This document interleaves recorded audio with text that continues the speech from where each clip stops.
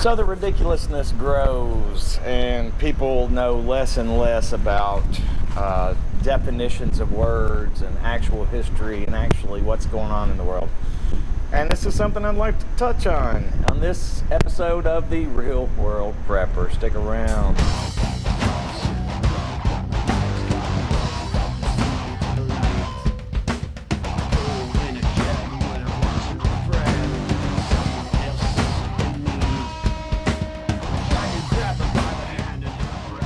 All right, ladies and gentlemen, in case you did not know, and you probably do if you're watching this channel and others like it, President Trump tweeted a series of tweets, I believe it was yesterday or the day before, which would be Saturday or Sunday, the 13th, 14th of July, 2019. So he goes on to say in his tweet, "So interesting to see progressive Democrat congresswomen who originally came from countries whose governments are a complete and total catastrophe, the worst, most corrupt and inept anywhere in the world, if they even have a functioning government at all, now loudly and viciously telling the people of the United States, the greatest and most powerful nation on earth, how our government is to be run. Why don't they go back and help fix the totally broken and crime-infested places from which they came? Then come back and show us how it is done. These places need your help badly. You can't leave fast enough. I'm sure that Nancy Pelosi would be very happy to quickly work out free travel arrangements." Okay. Let's just break this down, okay? Before I break it down, let me go on to say what a CNN article, and I've looked at many, many other articles that kind of parrot the same crap from these liberal outfits.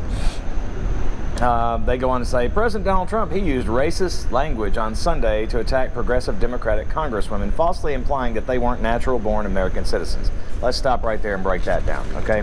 Natural-born American citizens.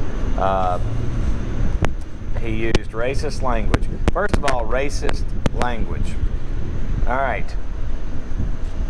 Let's see. So he says, so interesting that the progressive Democrat congresswomen who originally came from countries whose governments are a catastrophe, viciously telling the people of the United States how the government should be run. Why don't they go back to the places which they came and see if they can fix their crime-infested business, blah, blah, blah. The definition of racism, Merriam-Webster. A belief that race is the primary detriment of human traits and capacities, and that racial differences produce an inherent superiority of a particular race. Or a doctrine or political program based on the assumption of racism as defined before and designed to execute its principles.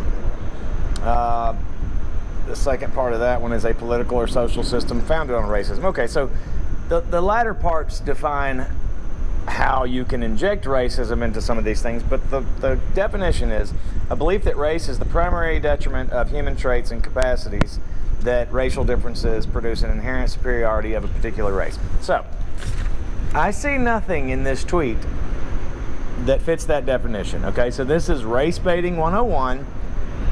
It's been going on for years and years and years. It was damn near perfected by former President Obama. You guys know what's going on here, okay? So Trump did not name who he was attacking in Sunday's tirade, but earlier this week, this is back to the CNN article, but earlier this week he referenced New York Representative Alexandria Ocasio-Cortez when the president was defending House Speaker Nancy Pelosi. A group of Democrats who are women of color and have been outspoken about Trump's immigration policies last week condemned the conditions of border detention facilities, by the way, which has been patently proven to be false. Patently false. About the conditions that they speak of, these, supposed detention centers, and, they're drinking toilet water and all this stupid garbage, when there's outstanding proof, if people will look and not just lap up this inane drivel that is given by the liberal media. Okay, so, condemning the conditions of border detention facilities. The group of women joining AOC were Rashida Tlaib of Michigan. Go visit Dearborn. Take a vacation to Dearborn. That city and damn near that whole state is a Muslim stronghold, is what that is now. It doesn't even resemble America anymore. Okay, so you've got this one, Rashida Tlaib, if I'm saying that right, of Michigan. Again, Michigan. Great example there. You got Ilhan Omar of Minnesota. She, of course, is a Somali Muslim who is, here to represent U.S. citizens. Come on. Then you've got Ayanna Pressley of Massachusetts. Now, she's the idiot who wasted all this time on the Harriet Tubman on the 20, drilling Mnuchin, the Secretary of Treasury, recently, spending up tons of dollars and time in the political arena and with taxpayer dollars to fight a ridiculous, unimportant fight about Harriet Tubman on the $20 bill. Okay? So these are some examples. These are not examples. These are the women who are outspoken recently about Trump's immigration policies. Again, which are upholding the law, Trump's immigration policies. Okay? Let's see here. What we got here? So, and of course, AOC, she's a proven idiot. We don't have to say any more about that. So listen, the conditions are good in these detention facilities. They are detention facilities. These are illegals.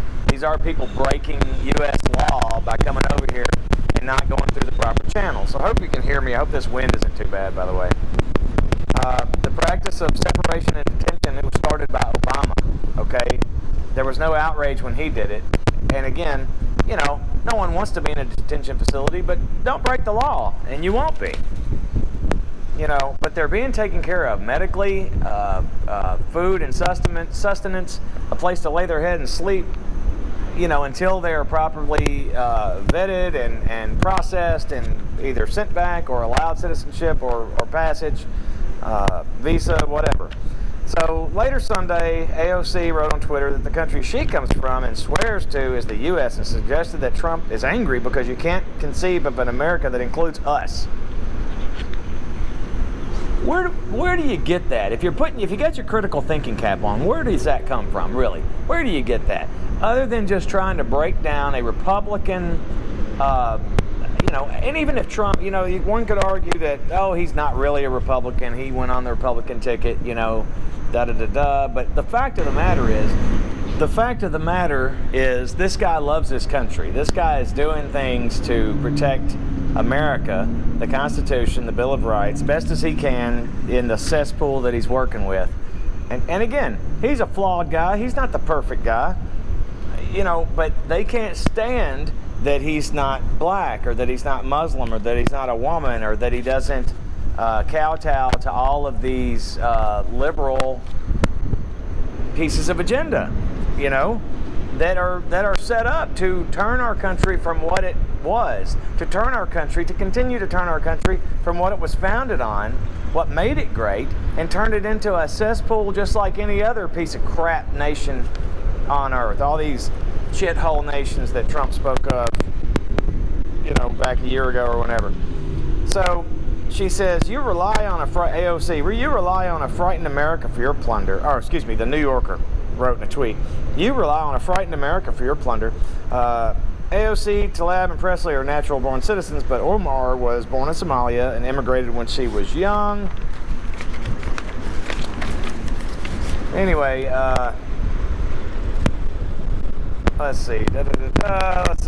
Omar, responding to the president's attacks on Sunday, threw punches at Trump in a pair of tweets, writing that as members of Congress, the only country we swear an oath to is the United States. Interesting. Which is why we are fighting to protect it from the worst, most corrupt, inept president we have ever seen, Omar wrote, adding that Trump is stoking white nationalism because he is angry that people like us are serving in Congress and fighting against your hate-filled agenda. Wrong. Trump wants to protect U.S. values. He doesn't want a caliphate in the United States. There's no shame in being white. There shouldn't be. There's no shame in being white, male, straight, conservative. What's happening is they're vilifying white, male, straight conservatives, but everybody else is being lifted up on a pedestal. This is not about white nationalism or supremacy. It's not. What it is about is let's not step over the white man. Let's not make him the scapegoat and vilify him. that's the way they see it. Is everybody who's not white, they assume will believe as they do, the liberals, and think that if you're anything but white, you are doing right in this country, and you are who is right in this country, and you built this country, and you made this country. Okay, this is not about whites are better than anybody else, or anybody else being better than white. It's not about any of that. It's about how can we, they talk about how can we all coexist together. Okay, and that's a fallacy in and of itself. Okay, because it's not gonna happen. It's not supposed to happen. It's history shows you that that's not gonna happen. But we can all cohabitate in this country as long as we adhere to the laws that were written. Okay, the laws protect us all. Okay, they do. What we don't need is a pushing of an agenda that has nothing to do with the laws, or rather that even circumvents the laws. It just drives me insane, okay? Tlaib and Presley also hit back at Trump on Twitter when Tlaib saying she is fighting corruption in the U.S. every day when I hold your administration accountable as a U.S. Congresswoman. And Presley saying that tweets are what racism looks like. Ask the folks who were beaten and lynched and burned, back in the 40s, 50s, 60s. Ask them what racism looks like. Ask them if it's Donald Trump's tweet. Is that racism, or is what they've experienced racism? Ask those people. Idiot. She goes on to say, we are what democracy looks like. And we're not going anywhere except back to D.C. to fight for families you marginalize and vilify every day. It's this back and forth bull crap, guys. They don't even know the term. They don't even know the definition of racism. The term is thrown around so much now that it has lost something. It's just become a word, a buzzword that you can automatically lump somebody into a category of, oh, I hate him, racist, oh, I hate him. Nobody even does their own due diligence anymore and looks at any of this stuff anymore. Nobody follows the money. Nobody follows the agenda. Nobody follows the reason anymore. Very few do. Listen, I just wanted to point this out. President Trump's big racist tweet that they're going on about.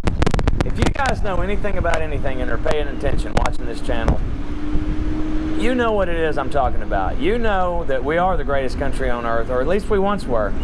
We've got to continue to fight to maintain the greatness of this country. And that includes everybody that's in it, okay? I don't think that diversity is the most important thing in our country, as some of these people would have you believe. I do not. In fact, I think that diversity is part of the cause, or at least the buzzword diversity and all of the racist rhetoric garbage that they like to throw in when they talk about how diversity should be so important. That is what's wrecking this country, okay? Has nothing to do with diversity in and of itself. Diversity in and of itself isn't anything other than what it is. It just happens in a country that is with immigrants, legal immigrants, as part of its populace, okay? Nothing wrong with that. It's great. But the fact remains that this country was founded on principles which are being walked away from, which are being ignored, excluded, destroyed. That's all I got today. Thanks for joining me on the Real World Clipper. I hope this video works out. It's very windy, and I hope that it's not, when I go back and listen to it, it's not a bunch of in the microphone. But anyway, hopefully it works out, and thanks for joining me. Catch you next time. Real World Prepper out.